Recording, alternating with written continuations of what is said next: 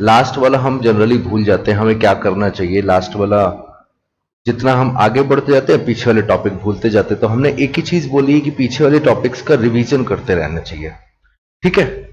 तो आज मैंने सोचा कि तुम लोग तो रिवीजन करते ही करते हो, हम थोड़ा सा एक फीडबैक ले लें कि आप लोगों का रिवीजन कैसा चल रहा है ना।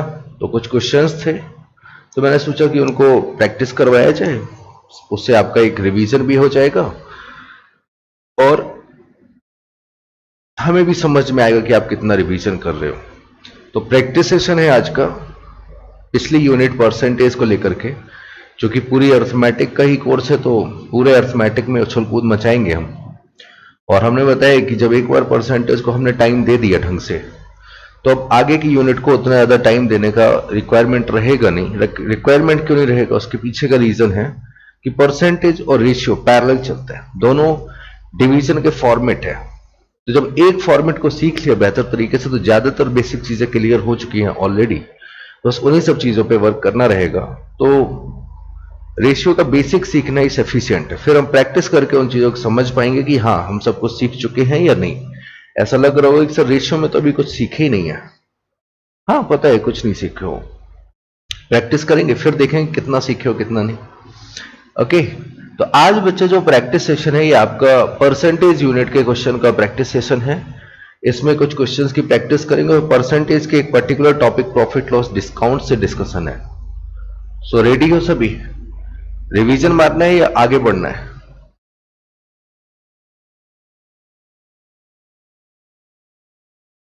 डिसीजन तुम्हारा, रिवीजन करना है या आगे बढ़ना है, आगे आगे आगे, या आगे चलना है साथ साथ कभी कभी किसी किसी दिन लेक्चर में पुरानी चीजों को भी देखते रहेंगे। और अटर्डम रिवीजन, अटर्डम मतलब टेस्ट का मजा ही अलग होता है। जब क्लास में हमारा अटर्डम टेस्ट हुआ करता था ना तो बड़ा गुस्सा आता था, है ना। लेकिन ये अटर्डम टेस्ट का फायदा बड़ा होता है। फायदा ये होता है कि हमें ये पता होता है, उससे पता लगता है कि हम किसी भी सिचुएशन में किस कंडीशन पे पहुंच रहे हैं। तैयारी करके टेस्ट में तो हर कोई अच्छा नंबर लेके आता है, जो हमेशा तैयार रहे उसकी बात ही अलग है, ठीक है। तो बस वो चीजें रहेंगी। चलो भाई, तो ठीक है रिवीजन, चलो भाई स्टार्ट कर दो। सो क्वेश्चन है आपके लिए, 15 क्वेश्चन छाटे हुए हैं, बैक से स्टार्ट करते हैं। क्वेश्चन नंबर कौन सा था? 15 पे चलते हैं। क्वेश्चन नंबर 15 बैक से स्टार्ट करेंगे। 15 है कि कितने हैं जो भी रहे, बैक से कि फ्रंट से? ओवरऑल कराने तो सब है ना, कोई भी चलो। तो ये क्वेश्चन है आपके सामने, इसको आपको सॉल्व करना है कि एक दुकानदार ने 6 रुपए प्रति दीपक की दर से 300 दीपक खरीदे हैं, 300 लैंप खरीदे हुए हैं 6 रुपए प्रति लैंप की दर से, ठीक है। 300 लैंप खरीदे, जैसे कि कुछ दीपों के खराब कर दिया गया, ठीक है, कुछ लैंप खराब हो गए, some lamp are defected, shopkeeper decided to sell them। तो जो खराब हो गए दुकानदार ने उन्हें 4.5 रुपीज की दर से बेचने का डिसीजन लिया, और बाकी के जो लैंप हैं उन्हें 25% के हिसाब से। अंत में उन्हें पूरे 16:2/3% का प्रॉफिट हुआ। तो यह पूछा है कि कितने जो लैंप थे वो डिफेक्टेड थे, ये आपसे पूछा गया है ना। कितने लैंप जो थे वो डिफेक्टेड थे, ये आपसे पूछा गया। चलो भाई शुरू करो कहानी।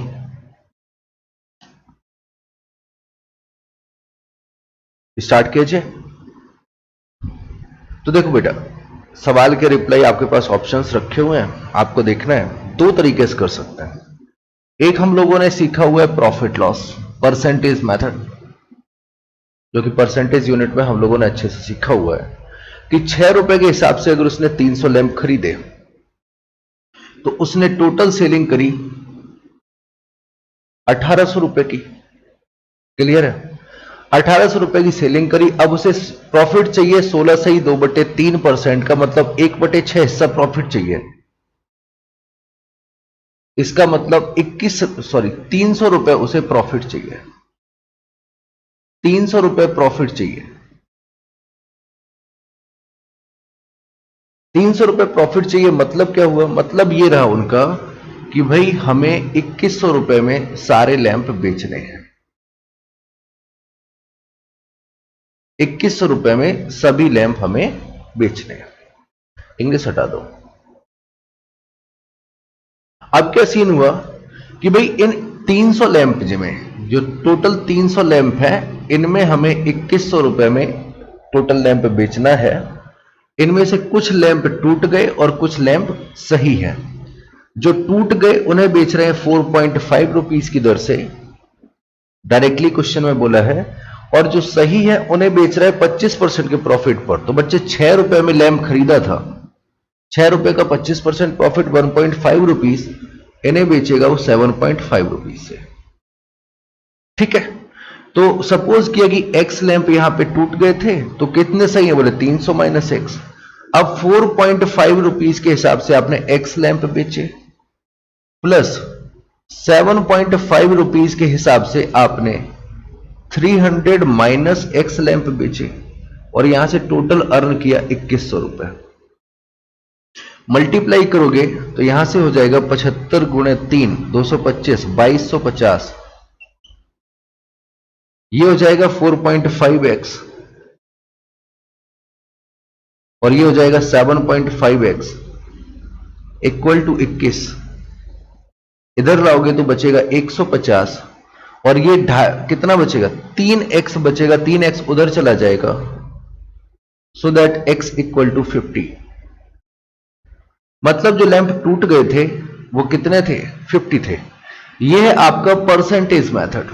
यही सब चीजें सीखी होंगी, लेकिन हमने आपको एक चीज बताई होगी कि पूरी मैथमेटिक्स में पूरी जो अर्थमेटिक है वो एक दूसरे टॉपिक में घुसी हुई है। मतलब क्या है कि आपको प्रॉफिट लॉस में रेशियो का क्वेश्चन मिल जाएगा, रेशियो में आपको एवरेज का क्वेश्चन मिल जाएगा, है ना, एवरेज में आपको परसेंटेज मिल जाएगा, पता नहीं चलेगा कौन सा कहां पे। तो अगर किसी एक टॉपिक के क्वेश्चन को अगर उसी तरीके से देखोगे तो कभी कभार चीजें थोड़ी सी लेंथी और टफ भी होंगी। अब जैसे इस क्वेश्चन में क्या सबसे प्यारा कॉन्सेप्ट है, कोई आइडिया है किसी को कि इस क्वेश्चन को लगाने का सबसे बेहतर प्यारा सा तरीका कौन सा है? एनीवन? देखो बच्चा, उसने जो प्रॉफिट कमाया ना, कितना कमा रहा है टोटल प्रॉफिट, 16:2/3% का,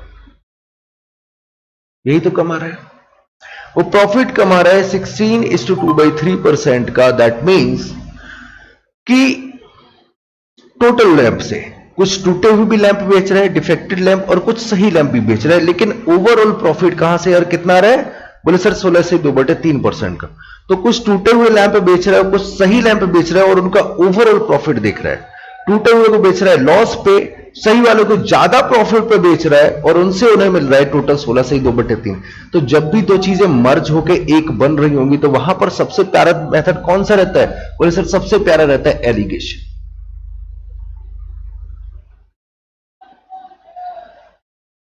यस और नो? क्लियर है?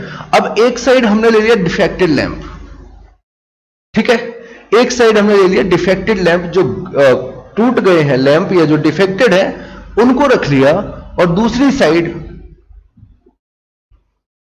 सही लैंप ले लिया हमने। एक साइड डिफेक्टेड और एक साइड सही है। अब क्या हुआ यहां से, अगर देखा जाए 6 रुपए का आपने एक लैंप खरीदा था, जब एलिगेशन पढ़ेंगे तो वहां पे चीजें हम समझाएंगे ये सब चीजें। अब चूंकि रेशियो यूनिट में आ चुके हो तो एलिगेशन में एंट्री तो मार ही चुके हैं, तो इनको साथ साथ लेना शुरू करते हैं। तो बच्चे देखो, डिफेक्टेड लैंप का प्राइस कितना है, सेलिंग प्राइस, क्वेश्चन में साफ साफ दिया है, सेलिंग प्राइस कितना है? बोले सर 4.5 रुपीज, 4.5 है। सही लैंप का सेलिंग प्राइस कितना है? बोले सर सही लैंप को बेच रहे हैं 25% के प्रॉफिट पर, और 6 रुपए का 25% होता है 1.5, दैट मीन 7.5 रुपीज पर इसे बेच रहे हैं। और ओवरऑल कुल मिलाकर कितने का सेलिंग कर रहे हो आप एक लैंप? तो आपको पता है कुल मिलाकर हो रहा है 16 से 2/3 का प्रॉफिट। 16 से 2/3 मतलब 1/6, और 6 रुपए की चीज पर 1/6 का प्रॉफिट हो रहा है, दैट मीन्स 1 रुपए का प्रॉफिट हो रहा है। तो ओवरऑल जो प्राइस आ रहा है ना, वो कितना आ रहा है? बोले सर वो आ रहा है 7 रुपए।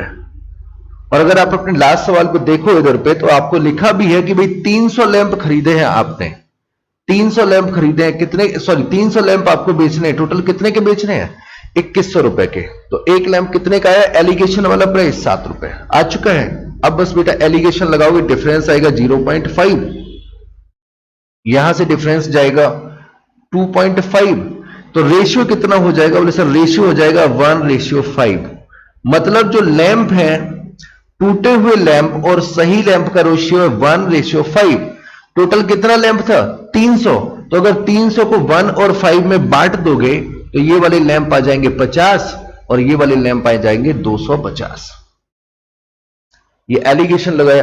तो आप खुद देख सकते हो कि अगर हम प्रॉफिट लॉस मेथड यूज कर रहे हैं तो थोड़ा सा लेंथी जा रहा है, एलिगेशन यूज कर रहे हैं काम जल्दी हो रहा है, ठीक है, और मेथड भी प्यारा लग रहा है लगाने का। तो यही सारी चीजें रहेंगी, इन सब चीजों को आपको सीखना रहेगा। बाकी सभी का आंसर आ चुका था कि 50 you have done from alligation, okay.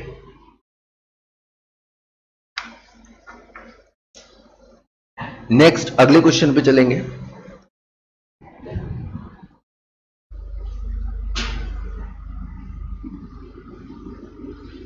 अच्छा, इसके अलावा एक कल एक अनाउंसमेंट की थी मोहित सर ने, आप लोगों ने वो सुनी है या नहीं, यूपी पुलिस से रिलेटेड?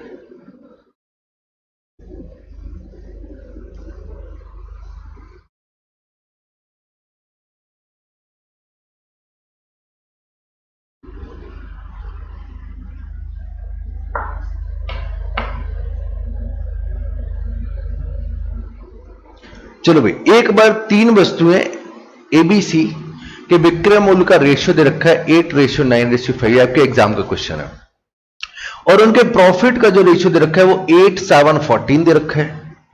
ए का जो लाभ प्रतिशत है वो 14.28 है और बी का क्रय मूल्य दे रखा है 400 रुपए। तो कुल प्रतिशत लाभ आपसे पूछा है, टोटल कितने % का प्रॉफिट हुआ ये आपसे पूछा गया है। ट्राई करेंगे, है ना। 3 वस्तुएं हैं, ए, बी और सी, 3 वस्तुएं। इसके सेलिंग प्राइस का रेशियो हमें दे रखा है 895। ये तो रेशियो का ही पार्ट है, यहां पर तो रेशियो ही खेलना है, 895। अब ये आपके लास्ट एग्जाम के किसी का क्वेश्चन है, शायद 2018 का क्वेश्चन है, और यहां पे आपको एक चीज और समझाएंगे, जो चीज आजकल एसएससी या कोई भी एग्जाम हो बहुत बेहतर तरीके से यूज कर रहा है।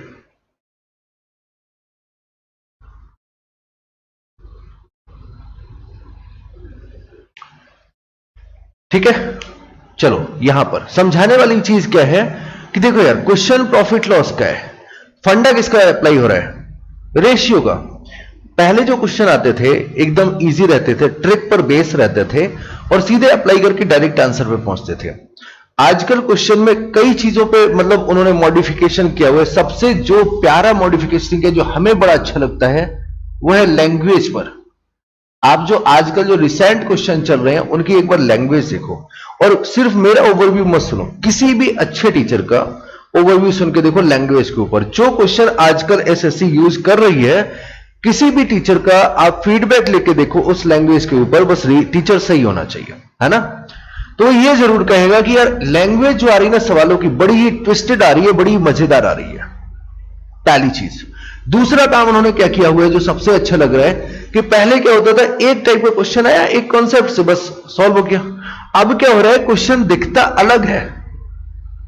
जैसे ये क्वेश्चन है, बोले एसपी है, प्रॉफिट है, सब चीजें हैं, तो क्वेश्चन क्या लग रहा है, बोले सर प्रॉफिट लॉस का क्वेश्चन लग रहा है, लेकिन क्वेश्चन है किसका, रेशियो का क्वेश्चन है, इस तरीके का। तो एक क्वेश्चन में दो या दो से ज्यादा कॉन्सेप्ट को उन्होंने यूज जो किया है, ये मजेदार चीज है ना। तो अब इन सभी चीजों के लिए समझने के लिए हमें प्रैक्टिस और कॉन्सेप्ट दोनों पे माहिर होना पड़ेगा।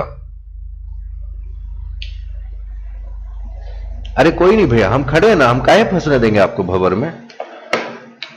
हम चाहते तो हम आराम से अपना कोर्स आगे बढ़ाते। हमें पता है ना कि आप कहां कहां पे रुकोगे, जहां जहां पे रुकोगे वहां पे पीछे हम खड़े हैं ना आपके साथ में। ठीक है, तो आप तो आराम से तैरो टेंशन फ्री होके, जब कोई दिक्कत लगे तो आवाज देते रहो। अब इसको समझो यार, ये हमें सेलिंग प्राइस दिया गया है और ये हमें प्रॉफिट दिया गया है, आगे कुछ बताया नहीं। अब करना क्या रहेगा यार, इन्होंने आगे एक क्लू दिया है, बोले बी का क्रय मूल्य 400 रुपए है। बी के क्रय मूल्य का क्या लेना देना हमको, बी के क्रय मूल्य से कोई लेना देना है नहीं है। ए का उन्होंने बोला है कि ए को प्रॉफिट हो रहा है, ए को प्रॉफिट हो रहा है कितना, 14.28% का। और हमने एक चीज आपको याद कराई थी स्टार्टिंग में, याद हो, काफी प्रैक्टिस कराया था कि परसेंटेज टू फ्रैक्शन और फ्रैक्शन टू परसेंटेज, जो कन्वर्जन होता है वो हमेशा दिमाग में रखना। तो यहां पर जरूर लिखा है 14.28%, लेकिन आपके दिमाग में क्या चल रहा होना चाहिए, 1/7। प्रॉफिट कितना हो रहा है, बोले सर प्रॉफिट हो रहा है 1/7 का। और आपको पता है प्रॉफिट जब भी होता है तो न्यूमरेटर में होता है आपका प्रॉफिट, तो डिनोमिनेटर में क्या होता है आपका एसपी या सीपी। प्रॉफिट तो बच्चा सीपी पर कैलकुलेट करते हैं ना, सीपी पर। बोले अगर 1 रुपए प्रॉफिट हो रहा है तो सीपी 7 रुपए होगा यार। यहां पर इन्होंने बोला है प्रॉफिट 8 रुपए हो रहा है और एसपी भी 8 रुपए, कैसे पॉसिबल है, बोले ऐसे पॉसिबल है कि ये रेशियो दिया गया है, रेशियो दिया गया है। और हम यहां से अगर रेशियो देखें तो अगर प्रॉफिट 1 रुपए है तो एसपी कितना होना चाहिए, बोले सर 8 रुपए। अगर प्रॉफिट 1 रुपए है तो एसपी कितना होना चाहिए, 8 रुपए। अब जब प्रॉफिट 8 रुपए है तो एसपी कितना होना चाहिए, बोले 64 रुपए। एसपी 8 गुना होगा ना, तो 64 रुपए एसपी होना चाहिए। अब अगर एसपी 64 रुपए होना चाहिए तो क्या किया जाए, बोले सर पूरे इक्वेशन को, इस पूरी रेशियो को 8 से मल्टीप्लाई करो। जब 8 से मल्टीप्लाई करेंगे तो ये हो जाएगा 64, 8 8 64, 8 ने 72 और 8 5 40। ये लो रेशियो वही है, लेकिन अब अपनी पहली वाली लाइन करेक्ट दिख रही है कि कोई वस्तु ए ने 64 रुपए में बेची, 8 रुपए का फायदा कर लिया, 56 रुपए की खरीद के लाया था, 1/7 दैट मींस 14.28% का प्रॉफिट हो गया। बात समझ में आई। अब अगर गौर से देखा जाए तो बाकी चीजें भी सही कर सकते हैं। 72 रुपए में बेचा, 7 रुपए में फायदा किया, 7 रुपए का, इसका मतलब बी ने 65 रुपए में खरीदी थी, 65 बराबर 400 करके अगर हम चाहे तो कैलकुलेशन में फंस सकते हैं। कैसे, बोले 72 में बेचा 7 रुपए के फायदे पर, तो 65 रुपए की खरीद के लाया था, 65 बराबर 400, तो फिर एक बराबर फाइंड करके फिर हम सभी की वैल्यूज पुट करें और उसके बाद में प्रॉफिट निकालें। या फिर दूसरा तरीका है कि यार जो भी रहेगा तो सेम रेशियो में ही ना, यस और नो, रहेगा तो सेम रेशियो में। तो एक बार यहां से जरा कैलकुलेट करो भाई, 8 रुपए फायदा कमाया 64 में बेच के, तो ये ए ने कितने में खरीदी थी, 56 रुपए में। बी ने 72 में बेचा है, 7 रुपए फायदा कमाया, तो खरीदा कितने में था, 65 में। और इसने 40 में बेच करके 14 रुपए फायदा कमाया, कितने में खरीदा है, 26 रुपए में। तो क्यों ना यहीं से टोटल सीपी और टोटल प्रॉफिट का पता कर लिया जाए। तो अगर टोटल प्रॉफिट की अगर बात करोगे तो 14 7 21 और 8 29 रुपए का टोटल प्रॉफिट किया। कब, जब कॉस्ट प्राइस आपका था, यहां से देखा जाए 111 137। देख लेना मेरा कैलकुलेशन सही है या नहीं है, ठीक है। तो जब 137 रुपए कॉस्टिंग था तब आपने 29 रुपए प्रॉफिट किया। अब अगर आप 65 से कंपेयर करके वैल्यूज पे पहुंचते तो कैलकुलेशन में टाइम वेस्ट जरूर करते, बट आता इसी के मल्टीपल में, ठीक है। तो अब हमने बच्चा 29 रुपए का प्रॉफिट किया है 137 रुपए की कॉस्ट प्राइस पर, तो प्रॉफिट परसेंटेज कैसे कैलकुलेट कीजिएगा, तो आप कहोगे सर 29/137 गुणे 100, और यही इस सवाल का उत्तर हो जाएगा जो ओवरऑल इन्होंने प्रॉफिट पूछा है। सुरेंद्र बिल्कुल सही बच्चा, 137 नहीं बाबू, 47 नहीं, 137 होगा। 400 की जरूरत है डेफिनेटली, 400 सिर्फ इसलिए दिया गया है कि अगर आपको क्वेश्चन की बेहतर समझ नहीं है तो आप उस 400 को यूज करोगे, और अगर आपने इस 400 को यूज कर दिया तो आप एग्जाम हॉल से बाहर निकल के क्या बोलोगे कि सर पेपर बहुत कैलकुलेटिव आया था, है ना।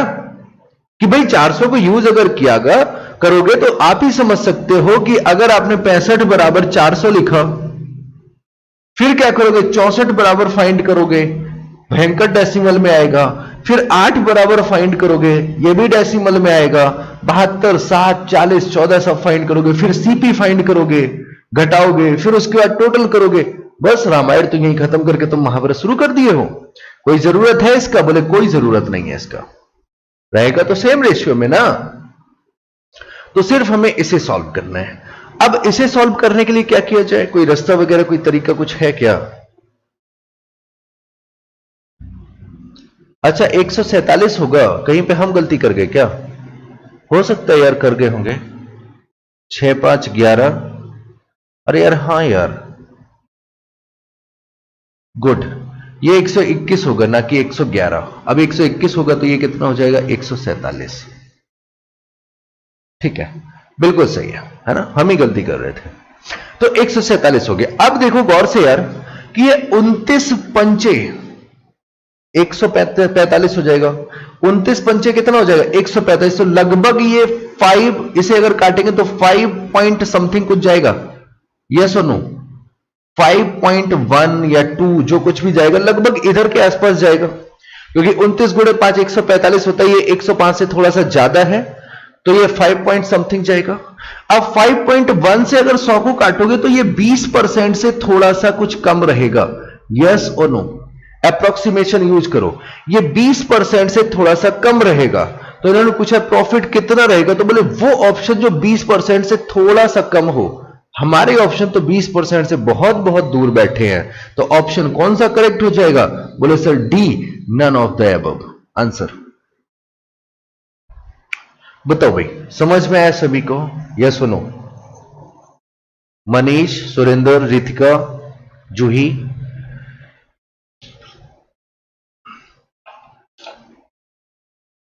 अच्छा तुम 400 के पीछे भाग गए थे, कोई बात नहीं, धीमे धीमे आपको सिखाया जाएगा, फिर आप भागना छोड़ दोगे 400 के पीछे।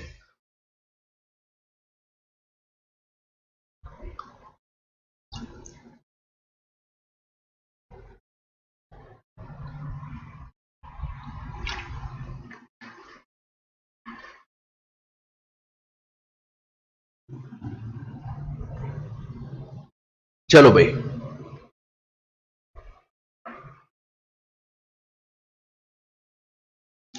आगे बढ़ेंगे। Next question.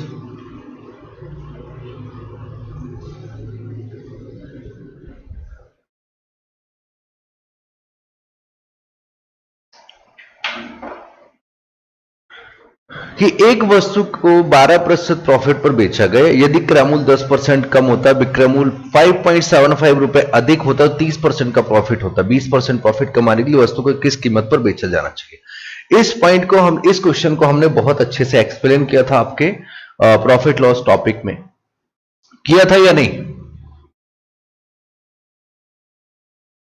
इस क्वेश्चन को हमने बहुत अच्छे तरीके से किया था, और इवन ये भी बताया था कि ये क्वेश्चन जब स्टार्टिंग में आया था तो सीधा सीधा मतलब जगह फिक्स करके आया था, बोले हम सिर्फ मेंस में पूछे जाएंगे। ठीक है, तो बहुत बेहतरीन क्वेश्चन था।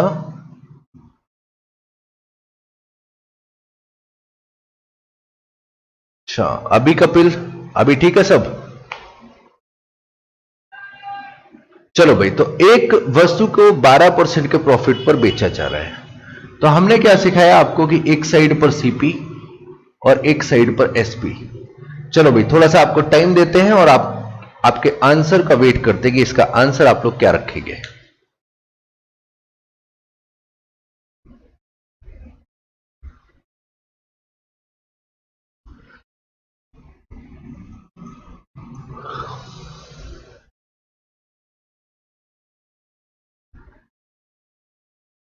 अभी क्या, प्रिया, सृष्टि, राम सिंह, अभिषेक, मोनू, जूही?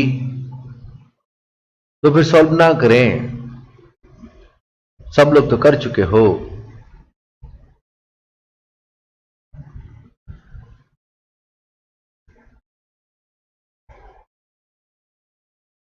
चलो भाई, तो हुआ क्या है, बोले सर सीपी अगर हमने 100 रुपए लिया तो 12% के प्रॉफिट पर बेचना है, दैट मींस 112 रुपए में बेचेंगे।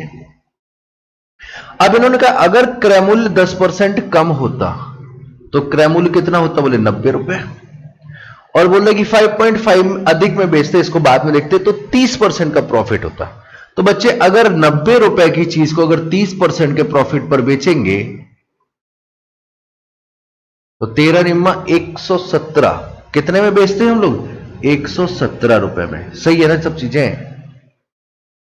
कितने में बेचते हैं हम लोग? 117 रुपए में बेचते हैं। तो अब मेरे हिसाब से प्राइस कितना बढ़ गया? मेरे हिसाब से प्राइस बढ़ रहा है 5 रुपए, लेकिन क्वेश्चन कह रहा है कि प्राइस बढ़ जाता 5.75 रुपीज। यस और नो? तो मेरे हिसाब से अगर देखा जाए तो यहां से आ जाएगा 1 इक्वल टू 5 से डिवाइड कर देंगे 1.15। तो कॉस्ट प्राइस कितना आता? कॉस्ट प्राइस आप कहते सर 100 बराबर 115 रुपए। ये उस आर्टिकल का कॉस्ट प्राइस आ जाता। क्लियर है? तो जनरली बच्चे 115 को टिक भी कर सकते थे, है ना? बोले 115 को टिक कर जाएंगे, ऑप्शन ए रखा हुआ है। लेकिन उन्होंने कॉस्ट प्राइस पूछी ही नहीं है। उन्होंने क्या पूछा है कि अगर इसे 20% लाभ कमाने के लिए बेचे तो कितने में बेचेंगे? तो यार 115 रुपए की चीज 20% प्रॉफिट के लिए कितने में बेचोगे? 120/100 में, दैट मींस 6/5, 23 पंचे 115 गुणे 6, 138 रुपए में बेचा जाए। या फिर ज्यादा अगर तिकड़मी दिमाग है तो फिर आप ये 2 लाइनें ना लिख के, जैसे ही आपने फाइंड कर लिया कि 1 बराबर आ गया 1.15, 20% के प्रॉफिट पर बेचने की बात कर रहे हैं, तो आप सीधे यहां से यहां पर आते कि 120 बराबर सीधे आ जाते 138 पर। कॉस्ट प्राइस तक जाने की जरूरत नहीं थी। क्लियर? समझ में आया? सो एक इजी क्वेश्चन है, बट आपको बताऊं तो ये एक टफ क्वेश्चन था, है ना? ये देखो सब बोल रहे हैं कर दिए सर, इजी क्वेश्चन है ये बच्चे। अच्छा क्वेश्चन था ये, अच्छा क्वेश्चन था, ट्रस्ट भी। किसी दूसरे बच्चे को एक बार देख के देखो, फिर वो बताएगा इजी है कि नहीं है। चलो भाई अगले क्वेश्चन पे चलेंगे।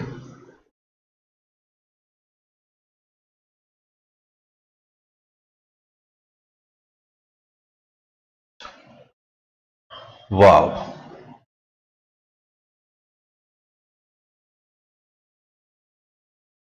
एक मिल है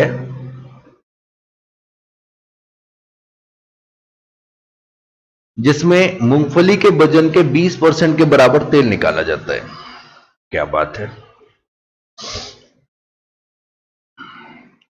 निष्कर्षण के पश्चात मतलब तेल निकालने के बाद जो पदार्थ बचता है उसे मवेशियों मतलब जानवर जो होते हैं गाय भैंस वगैरह, उनके भोजन के लिए डाल दिया जाता है। और इस जो वेस्ट पदार्थ जो है, जो पदार्थ बचा हुआ है, इसे हम बेच रहे हैं 12.5 रुपीज प्रति किलोग्राम के हिसाब से। मूंगफली 20 रुपए प्रति किलोग्राम के हिसाब से खरीदी जाएगी। प्रोसेसिंग की कीमत 5 रुपए है 1 किलो की। ठीक है। तेल को किस मूल्य पर बेचा जाए ताकि कुल कीमत पर 20% का प्रॉफिट मिले? चलो भाई शुरू करो सवाल। और इस सवाल को अगर चाहो तो अपनी पास्ट लाइफ से एक बार रिलेट कर सकते हो। पास्ट लाइफ से रिलेट करने का मतलब, भाई जब मैं छोटा था, है ना, तो पापा काम वगैरह करते थे, तो मैं घर के ये जो भी बाहर के काम हुआ करते थे इन सब का रिस्पॉन्सिबिलिटी मैंने अपने ऊपर मतलब मेरे ऊपर था। सब लोग कहते थे कि इतना छोटा है, बट क्या करूं, मैं अपने घर का अकेला हूं लड़का, बाकी बहनें थी, तो बाहर का सारा काम मेरा था। तो दुकान पे ये सब कुछ करवाने जाते थे हम, है ना, सरसों में से तेल निकलवा के। तो काफी लड़ाई वगैरह भी, अरे इतना कम तेल नहीं निकलता है, ज्यादा निकलता है ना, और डालो। तो ऐसा सब कुछ काफी कुछ चलता रहता था। तो वहां पे यही सब पैटर्न था कि सरसों में से तेल निकाला जाता था और उस तेल का प्रति किलोग्राम के हिसाब से प्राइस चलता था सरसों का, कि कितने किलो सरसों है उस हिसाब से। तो वही सब चीजें हैं भाई। वो छोटी सी आटा चक्की होती थी और यहां पर पूरी मिल है, वहां पर सरसों होता था, यहां पर मूंगफली है, बट कॉन्सेप्ट तो वही है। ये सुनो, तो अब करना क्या रहेगा यहां से समझो। तो पॉइंट कहां से उठेगा? पॉइंट उठेगा यार यहां से कि तेल कितना निकल रहा है। आप कहोगे सर मूंगफली में से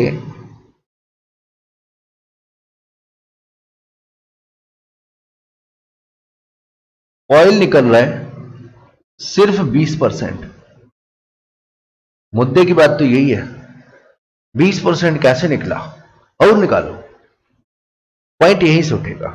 20% मतलब यह हुआ कि अगर मूंगफली 1 किलोग्राम है तो ऑयल निकलेगा 200 ग्राम, 20% है। डेसिमल में फंसेंगे जाके ना, 20% मतलब 1/5। तो अगर हम आपसे कहें कि मूंगफली खरीद लो बेटा 5 kg, हम लोगों ने इसीलिए तो काम किया था ना फ्रैक्शन पे, कि अगर मूंगफली 5 kg है तब ऑयल कितना निकलेगा, बोले सर तब ऑयल निकलेगा 1 kg। Very good. फिर जो वेस्ट मटेरियल है, जो मैटर है, वो कितना हो जाएगा, बोले सर 5 किलो मूंगफली थी, 1 किलो ऑयल निकल गया, तो बचा कितना, बोले सर 4 kg बचा, खत्म बात। हो गया सारा क्वालिफिकेशन, क्लासिफिकेशन, क्वालिफिकेशन बोल रहे हैं, हो गया सारा क्लासिफिकेशन। अब क्या रहा, बोले सर 5 किलो मूंगफली खरीदी थी, 1 किलो ऑयल और 4 kg ये मटेरियल हमें मिल गया।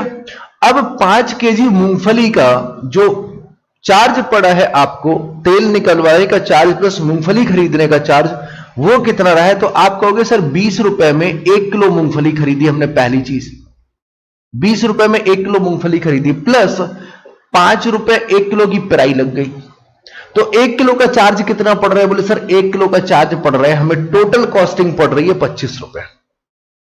1 किलो की टोटल कॉस्टिंग पड़ रही है 25 रुपए। 20 रुपए की मूंगफली हमने खरीदी और 5 रुपए मिल का प्रोसेसिंग चार्ज लग गया तेल निकलवाने का, तो 1 किलो पर हमारा खर्चा कितना हो गया, बोले सर हमारा खर्चा हो गया 5 रुपए, 25 रुपए, और हमने मूंगफली खरीदी थी 5 किलो, इसका मतलब हमारा टोटल खर्चा कितना हो गया, बोले सर 125 रुपए। यस और नो? हमारा टोटल खर्चा हो गया 125 रुपए। क्वेश्चन वाले ने कहा कि हमें प्रॉफिट चाहिए 20%, तो अगर 125 रुपए की चीज थी, 20% का प्रॉफिट चाहिए, 1/5 हो गया 25 रुपए, 25 का प्रॉफिट चाहिए, दैट मीन्स हमें यह चीज बेचना है 150 रुपए में। हमने 125 में खरीदी थी और हमें 150 में बेचना है, यही तो चीजें रही। यस और नो?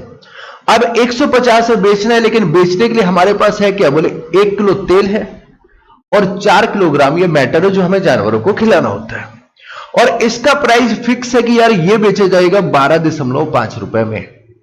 तो 12.5, 12 चौको 48 और 2 50 रुपए तो तुमने यहां से कमा लिए। टोटल कमाना है 150 रुपए, 50 रुपए तो यहां से कमा लिए, तो बचा हुआ 100 कहां से कमाओगे, बोले सर ये 1 किलो तेल से कमा लेंगे। तो तेल को आप किस हिसाब से बेचेंगे, बोले सर 100 रुपए पर केजी। ये सुनो, तो ये खतरनाक, बड़ा टफ टाइप का, लेंदी टाइप का सवाल था, समझ में नहीं आया हमारे, तो तुम्हारे समझ में आया सबको, सभी बच्चों को समझ में आया जो भी क्वेश्चन था, सभी चीजें? ये सुनो,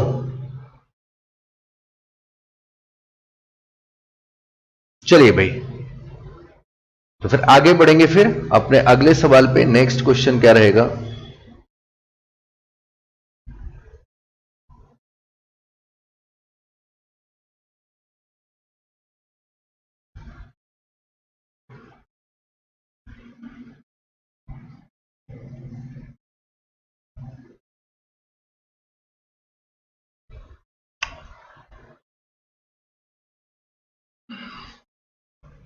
अब ये सवाल देखो,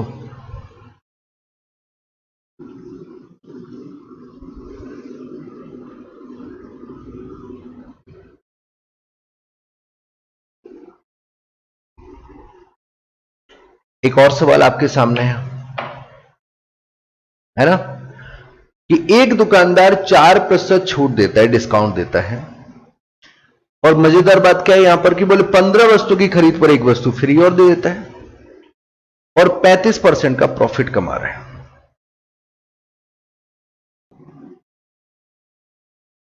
ये क्वेश्चन हम लोगों ने कई बार लगाया भी है ना, तो कर सकते हैं, एक बार इसको आराम से समझो।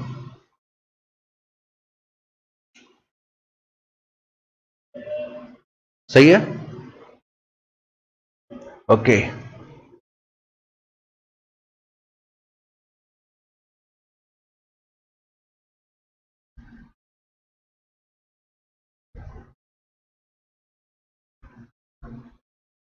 चलिए भाई ट्राई कीजिए।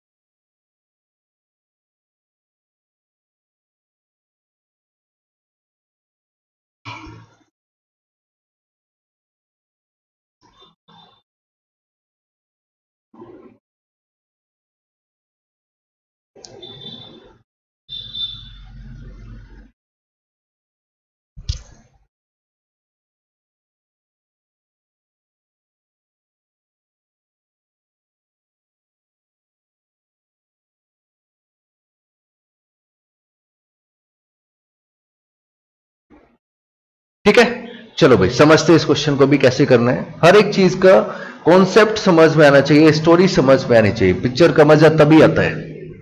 अब हुआ क्या, बोले एक दुकानदार है वो 4% का डिस्काउंट देता है। हमने मान लिया कि एमआरपी कितना, बोले सर 100 रुपए। एमआरपी कितना, 100 रुपए। 4% का डिस्काउंट दिया तो इसका मतलब एसपी कितना है, बोले सर 96 रुपए। ये चीज क्लियर हुआ।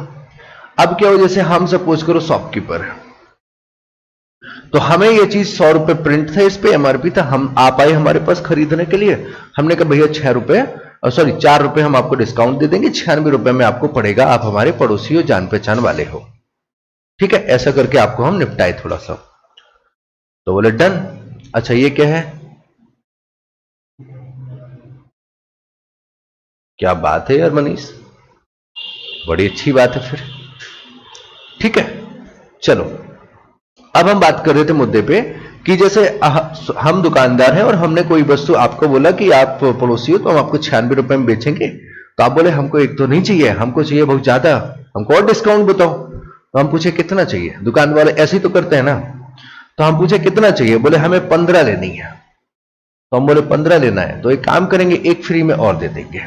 ठीक है, अब समझ लो आप दुकान पे तो यही सारी चीजें हुई हैं, तो अगर 15 हुई हैं, एक वस्तु का प्राइस है कितना, 96 रुपए, आप दुकान से खरीद के कितनी लाए, आप दुकान से वस्तुएं लेके कितनी आई, घर पे कितनी वस्तुएं लेके आए, बोले सर 16 वस्तुएं लेके आए। डन। लेकिन पेमेंट कितने का किया, पेमेंट 15 का किया होगा, बिकॉज एक जो है वो फ्री है। यस और नो। तो जब बच्चे एक वस्तु का पेमेंट 96 रुपए है, तो 15 वस्तुओं का पेमेंट कितने रुपए आप पे करके आए हो, बोले सर हम 15 गुणे 96 रुपए पे करके आए हैं। हाय है ना, आप 15 गुणे 96 रुपए पे करके आए हो, ये आप टोटल पेमेंट करके आए हो दुकानदार को। वस्तुएं कितनी लेके आए, बोले सर वस्तुएं तो हम लेके आए हैं कितना, 16, लेकिन पेमेंट किया है 15 का। तो आपके हिसाब से अगर देखा जाए, है ना, आपके हिसाब से देखा जाए, बोले अब एक वस्तु तो उसी में कैलकुलेट करोगे ना, तो अगर इतना टोटल पेमेंट किया है और 16 वस्तु के लिए पेमेंट किया है, तो ये बताओ एक वस्तु की कॉस्टिंग कितनी पड़ी आपको। आप कहोगे सर एक वस्तु दुकानदार ने हमें बेची 90 रुपए में। हाँ या ना, ये बात समझ में आई सभी को या नहीं आई। एक वस्तु हमें बेची उसने 90 रुपए में, यह चीज क्लियर हुआ सभी को या नहीं। ठीक है, कैसे कि भाई यार 15 वस्तुएं थी, मतलब 15 वस्तुओं का हमने ये पेमेंट किया, लेकिन हम घर पे लेके आए 16 वस्तुएं। तो मम्मी पूछी कितने की लेके आए, बोले सर मम्मी इतने रुपए की लेके आए, 16 वस्तुएं। तो मम्मी ने खट से कैलकुलेट किया, बोले एक 90 रुपए की लेके आए। बाद में आप अपना गणित समझाते रहे ना कि एक 90 की नहीं है, वो व्यवहारी था और उसने एक वस्तु फ्री दे दी, इस तरीके का ज्ञान बाद में देते रहना। लेकिन ओवरऑल एवरेज एक वस्तु पड़ी 90 रुपए की, और ये 90 रुपए की दुकानदार ने आपको कैसे बेची, बोले सर 35% के प्रॉफिट पर बेची। कैसे बेची, 35% के प्रॉफिट पर। दैट मीन्स सीपी क्या होगा, बोले सीपी का 135% ये होगा बराबर 90 के। तो 15 से 45 से काट दो, 45 दूनी 90, 45 दिया 135, तो सीपी यहां से आ जाएगा आपका 200/3। सीपी कितना आ जाएगा, 200/3। अब अच्छे हमें पता है कि सीपी है 200/3, एमआरपी है 100, तो रेशियो हमसे पूछा है सीपी और एमआरपी का, दैट मीन्स हमसे रेशियो पूछा है 200/3 रेशियो 100 का। तो बेटा 2 0 से 2 0 खत्म हो गया, 3 उधर पहुंच जाएगा, तो 2:3 आपका आंसर हो जाएगा और ऑप्शन सी करेक्ट हो जाएगा।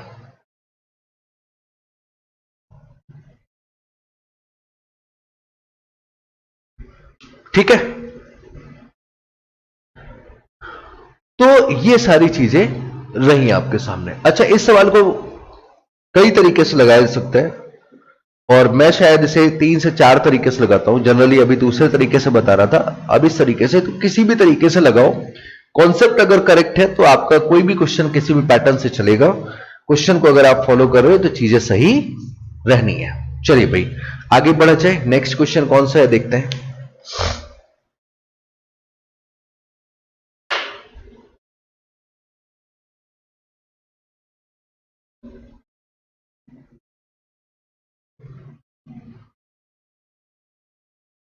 चलो भाई, अब इस क्वेश्चन को लगाइएगा।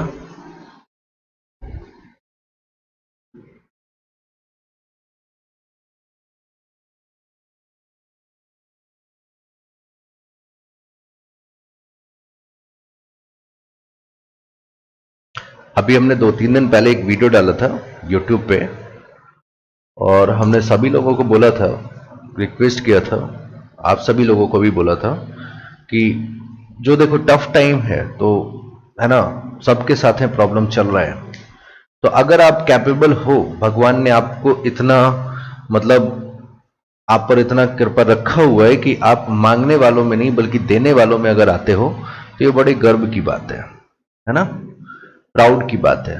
और अगर ऐसा है तो कोशिश करो दूसरों की हेल्प करो।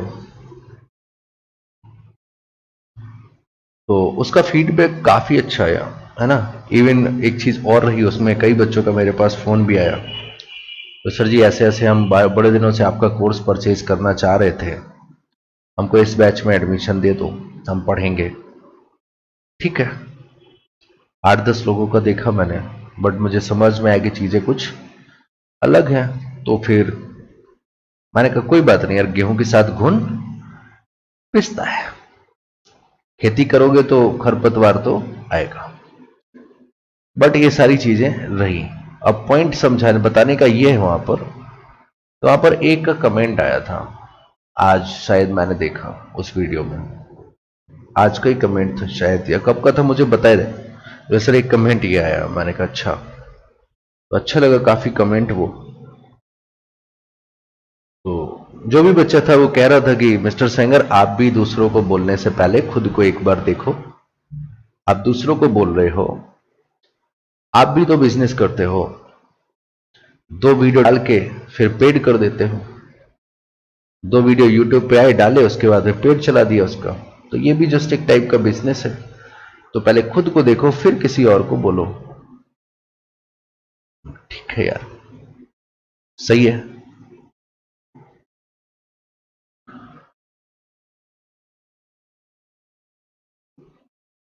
अब क्या करें इन लोगों के लिए, कुछ सजेशन वगैरह दीजिए ना हमको, हमारी समझ में नहीं आता है। कुछ अगर हो आपके मन में तो बताइएगा। बाकी हम लोग पढ़ते हैं अपने क्वेश्चन की ओर, कि क्वेश्चन में आपसे बोला गया कि 150 रुपए से 300 रुपए के बीच के मूल्य में किताबें खरीदी जा रही हैं। ठीक है, 150 रुपए से 300 रुपए के दरमियान किताबें खरीदी जा रही है, मतलब कॉस्ट प्राइस वो जो है वो 150 से 300 तक है। सेलिंग प्राइस 250 से 350 तक है। ठीक है, तो ये बताइए कि 15 किताबें बेचने पर मैक्सिमम प्रॉफिट कितना होगा। उन्होंने बात करी है मैक्सिमम प्रॉफिट की। मैक्सिमम प्रॉफिट कितना होगा, तो मैक्सिमम प्रॉफिट बच्चा कैसे निकालेंगे, हमने खुद एक बार कॉमन सेंस, मैंने आपको जब प्रॉफिट लॉस पढ़ाया था ना, जब प्रॉफिट लॉस पढ़ाया था आपको, तो मैंने आपको एक चीज लिखा था कि प्रॉफिट लॉस कैसे सॉल्व होगा, यह चीज हमने आप सभी को बताया हुआ था। हमने आपसे कहा था कि प्रॉफिट लॉस के लिए आपको सबसे पहली चीज तो परसेंटेज आना चाहिए, पहली चीज परसेंटेज का पूरा बेसिक होना चाहिए।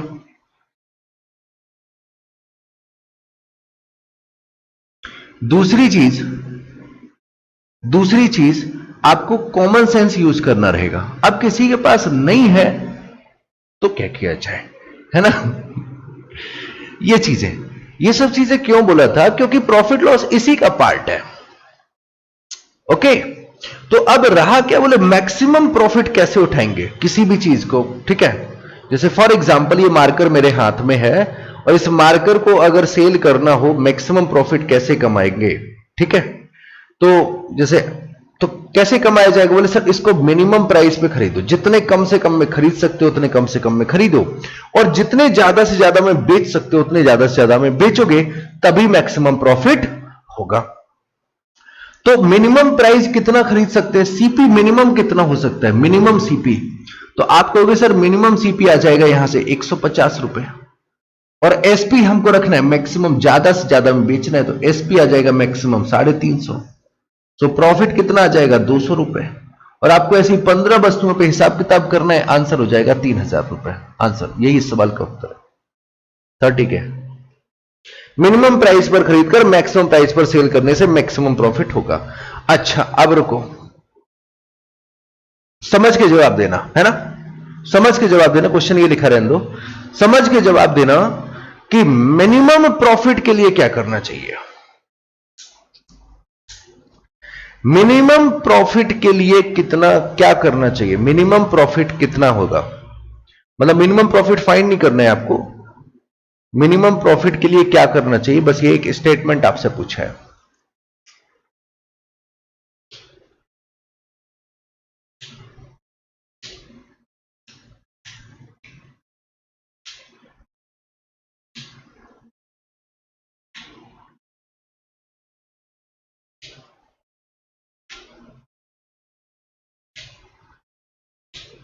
चलो आप लोग इसका रिप्लाई दो कि मिनिमम प्रॉफिट के लिए क्या होगा, और हम लोग बढ़ते हैं अपने अगले क्वेश्चन की ओर, है ना। और रिप्लाई करो सभी लोग, ठीक है।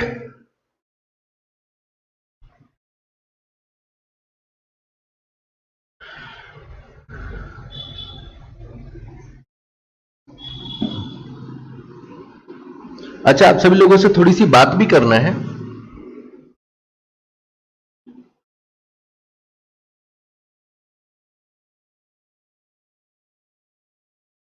मैक्सिमम प्राइस पर खरीदकर मिनिमम पर बेचते हैं।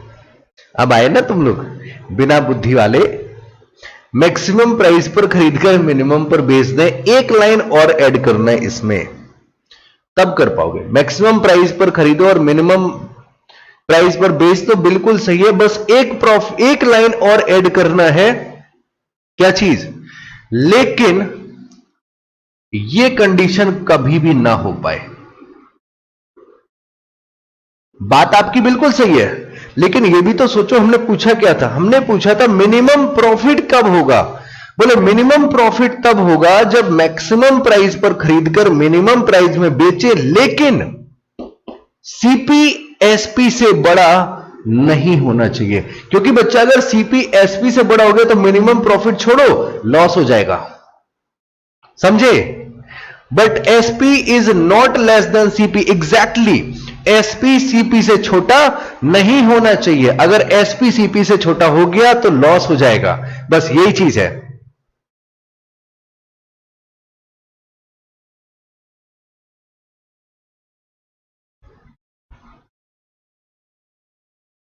इग्नोर करें, गुड।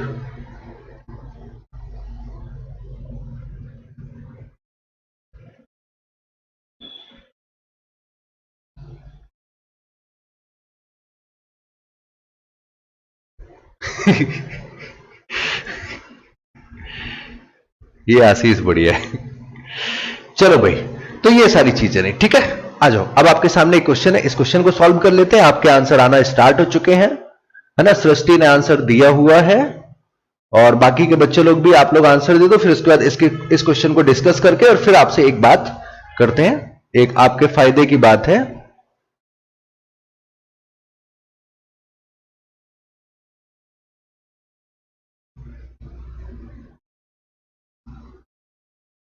Okay, Kapil 150 answer.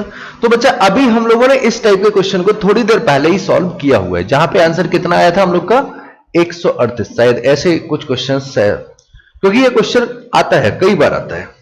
तो इसको तो हम लोग जल्दी कर लेंगे क्योंकि आपके आंसर भी आ रहे हैं, तो जल्दी से सॉल्व करके आगे बढ़ते हैं। 10% के प्रॉफिट पर कोई बंदा बेच रहा है तो 100 रुपए की चीज 110 में। फिर बोल रहे अगर 4% कम में खरीदता तो कितने में खरीदता, बोले 96 रुपए में खरीदता। और अब बेचना है 18 से 3/4%, मतलब 96 रुपए की चीज 18 से 3/4, 18 चौको 72 और 3 75/4, है ना। जरूरी नहीं कि हम हर बार एसपी ही निकालेंगे, हम सीधे 96 रुपए का प्रॉफिट निकाल ले रहे कि प्रॉफिट कितना हो रहा है उसको 96 में ऐड कर लेंगे, ठीक है।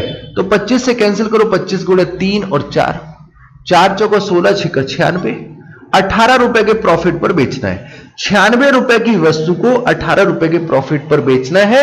हम कितने में बेच देंगे, 114 रुपए में, सही है। तो बच्चे हमारे हिसाब से प्राइस कितना बढ़ गया, बोले सर 4 रुपए, और क्वेश्चन के हिसाब से कितना बढ़ रहा है 6 रुपए, तो 1 बराबर 1.5। उन्होंने क्या पूछा आपसे, कि इसका क्रयमूल्य बताइए बच्चा। क्रयमूल्य होता है 100 रुपए, तो 100 बराबर हो गया 150 रुपए। आंसर। सवाल तो सरल था। आगे बढ़ेंगे। अगला सवाल कौन सा है? Next question. ठीक है, चलो भाई। अब इसके बाद में ये क्वेश्चन यार बड़ा प्यारा है, मजेदार है, इसको सॉल्व करेंगे आप लोग, और हम उसके साथ साथ कुछ बातें करेंगे आपसे। तो हमें उसका फीडबैक सभी लोगों से चाहिए, है ना, क्योंकि YouTube पे तो अलग अलग लोग आते रहते हैं यार, और हमें चाहिए एक फेयर एडवाइस। जब भी हमने आपसे कभी भी सजेशन या रिव्यू मांगा होगा, तो हमने कभी ऐसा नहीं कहा होगा कि यार तुम मतलब कुछ भी बोल दो। हमने ये बोला होगा कि आप अपने सोच के हिसाब से हमें बताओ, ठीक है। तो हमने ये लड़के वाली बात इसलिए कही थी कि देखो, जो भी है पॉजिटिव है नेगेटिव है, कभी भी बांटना नहीं है। एक ऑफिसर हमेशा ऑफिसर रहता है, ठीक है, वो हमेशा चीजों को एक स्पष्ट तरीके से देख के रिप्लाई करता है। तो बस वही चीज है।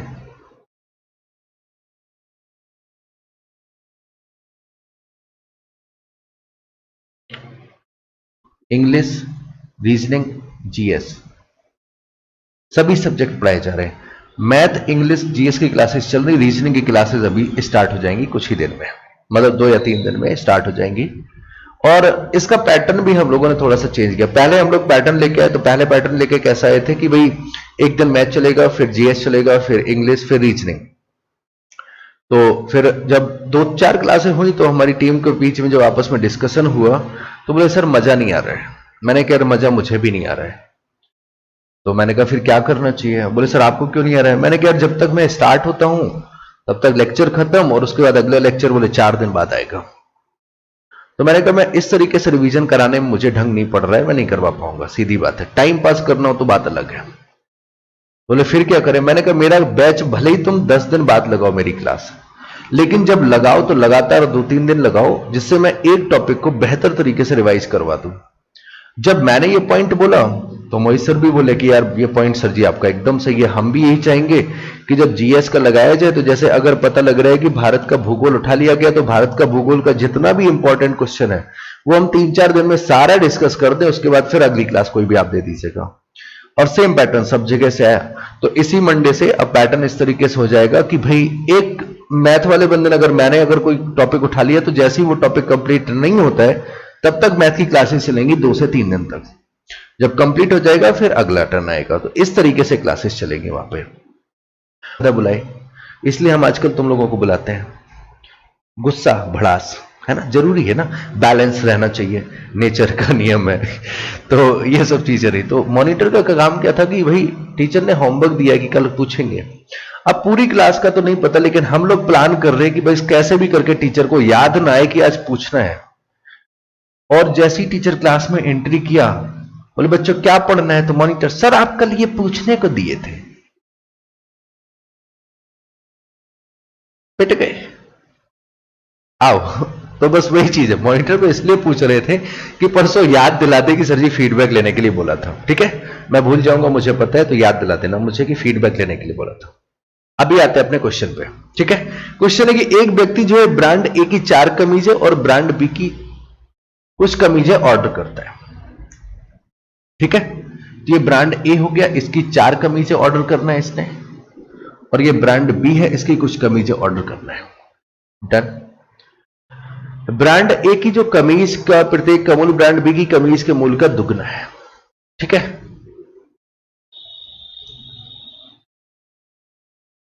तो इसका जो प्राइस है वो बी वाले का दुगना है।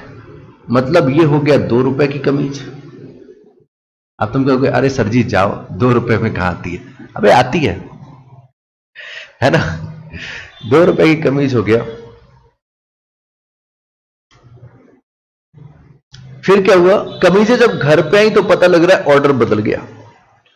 4 कमीजें मंगाई ब्रांड ए की थी, आ गई ब्रांड बी की, और ब्रांड बी की कुछ कमीजें मंगाई थी, उतनी नंबरिंग कमीज आ गई ब्रांड ए की। तो कीमत जो है वो कितना बढ़ गई? बोले सर कीमत बढ़ गई 40%। कीमत 40% बढ़ गई। मतलब पहले अगर 100 रुपए का बिल बन रहा था, तो अब बिल बन रहा है 140 रुपए का। अच्छी बात है, बनना चाहिए।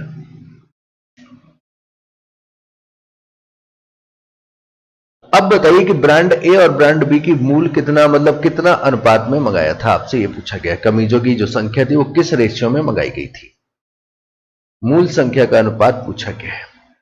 तो हम एक काम करते हैं, जब हमारे पास सारी चीजें हैं पहले से 40% पता है 5 और 7 का रेशियो देके जाएगा, तो सीधे सीधे रेशियो को उठाते हैं। पहला ऑप्शन उठाते हैं 1:2।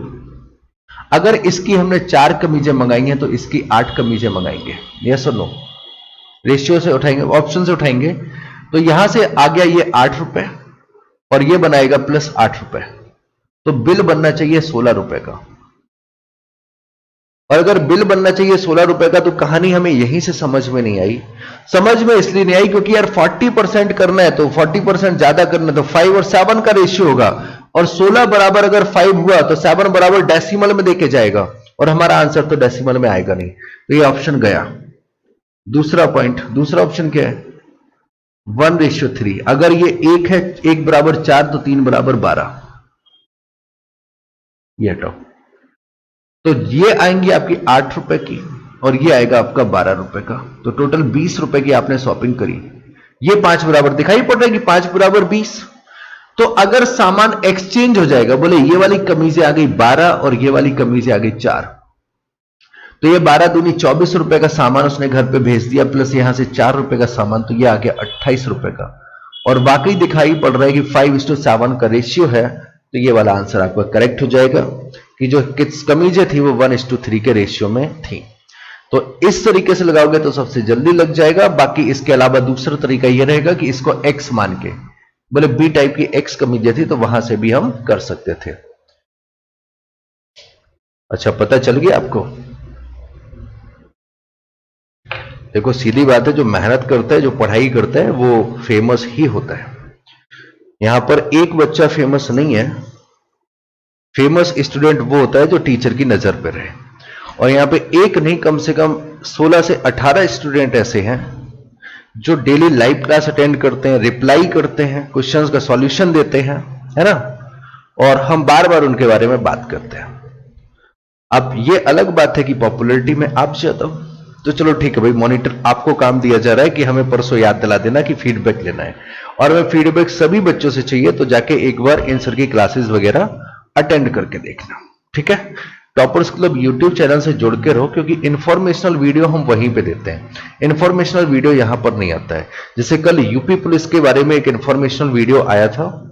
यूपी पुलिस, यदि मैं एक घोड़ा 3100 रुपए में और एक भैंस 1300 रुपए में बेचूं तो मुझे 10% का प्रॉफिट होता है, लेकिन यदि मैं घोड़े को 3150 रुपए में और भैंस को क्रय मूल्य पर ही बेच दूं तो मुझे 10% का लॉस होता है। घोड़े और भैंस के क्रय मूल्य का डिफरेंस पूछा है, ठीक है, इनके क्रय मूल्य का डिफरेंस पूछा है।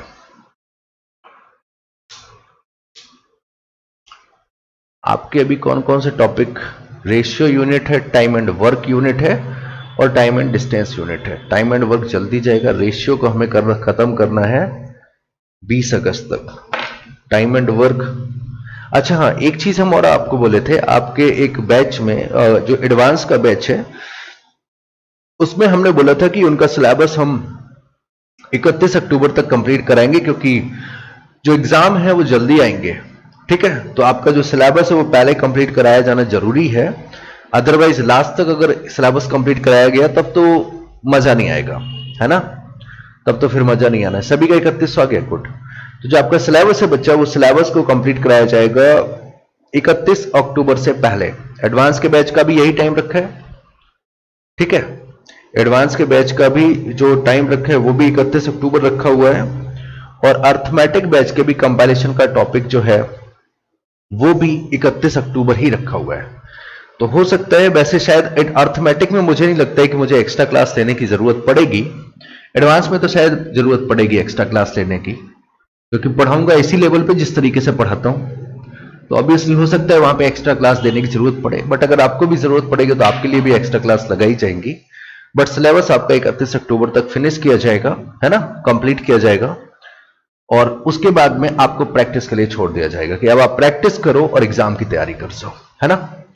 चलो भाई, अब क्वेश्चन पे आते। तो इन्होंने बोला कि एक घोड़े को अगर हम 3100 रुपए में एक घोड़े को अगर हम 3100 रुपए में बेच रहे हैं और एक भैंस को 1300 रुपए में बेच रहे हैं, तो टोटल सेलिंग कितने का किया? 4400 रुपए का। तो हमें 10% का प्रॉफिट हो रहा है। 10% मतलब 110 रुपए में बेचा है। तो अगर इस हिसाब से बेच रहे हो तो इसका मतलब 4000 रुपए में शायद तुम खरीदे थे और 400 रुपए प्रॉफिट कमाए आपने। ये आपका सीपी आ गया। तो 4000 रुपए में आप खरीदे थे और आपने 400 रुपए प्रॉफिट कमा लिए, 10%। ठीक है। दूसरी कंडीशन क्या बोल रहे हैं कि अगर हम घोड़े को बेच रहे हैं 3150 में और भैंस को बेच रहे हैं कॉस्ट प्राइस पर, भैंस को बेच रहे हैं कॉस्ट प्राइस पर, तो हमें 10% का लॉस होता है। अब 4000 रुपए का टोटल सीपी है तो 10% के लॉस पे मतलब कितने में बेचोगे? 3600 रुपए में। और ये कॉस्ट प्राइस है भैंस का।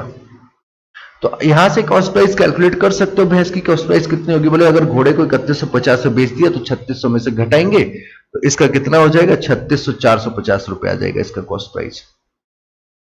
सही आ गया। तो 450 रुपए हो गया भैंस का कॉस्ट प्राइस। दोनों का कॉस्ट प्राइस हमें पता है 4000। तो घोड़े का कॉस्ट प्राइस कितना आ जाएगा? तो आप कहोगे सर 3550 आ जाएगा।